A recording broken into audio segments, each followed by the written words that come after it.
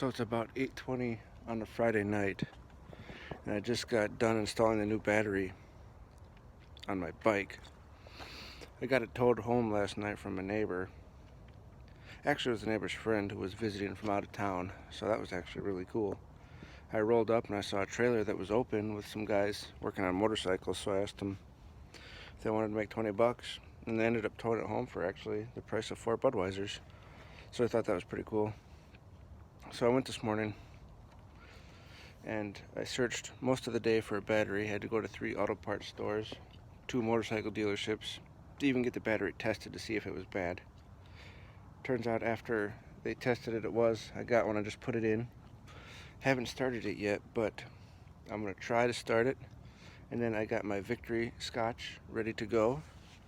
And so if it starts, that's awesome. Then I'll sit down and I'll tell you a little story about a break I had today, and I can enjoy my Victory scotch. So let's see what happens. I haven't tried to start this yet. So let's see. Oh, that was something.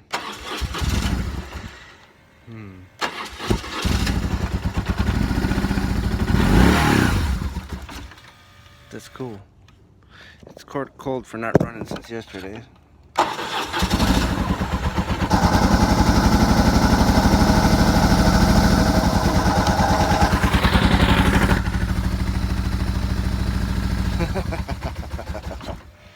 That's cool. That's really cool. So it turns out it was a battery all along. The guy that towed it home has one of these bikes, and he was convinced that it was the alternator. And I was praying that it wasn't, because I would have had to strip half the bike apart just to get to it. And then you got to pay the dealer to bleed the brakes. That's never fun. So here's my Victory scotch.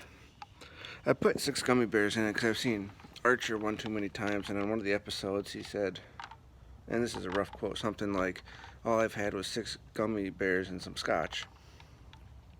So now when I have scotch, I put 6 gummy bears in, exactly 6.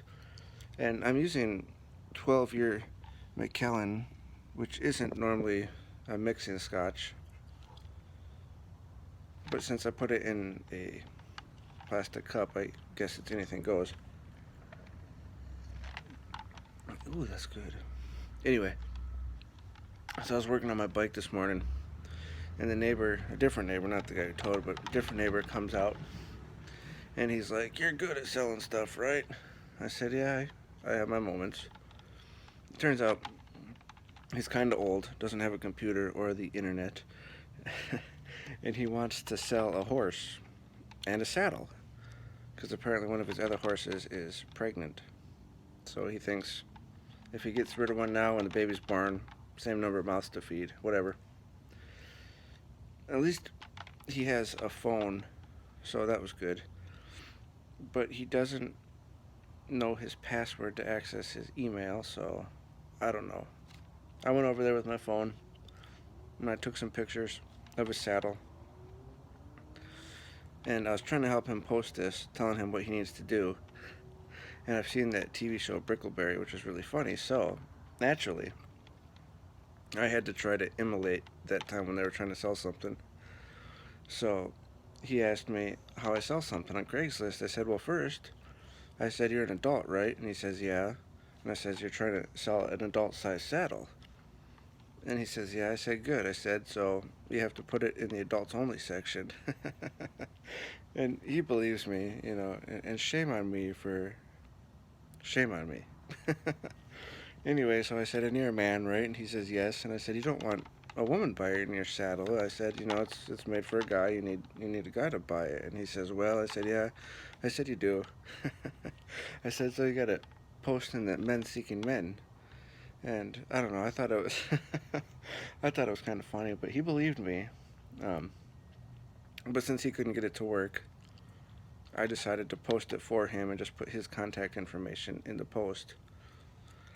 It would have been really good though, because he's trying to sell a horse or a saddle, and I'm sure there could be some type of joke, something about selling it up or riding, something. But Anyway, shame on me. And this has been on long enough, so I'm gonna finish my victory scotch, eat my little gummy bears, and finish assembling my bike and cleaning up.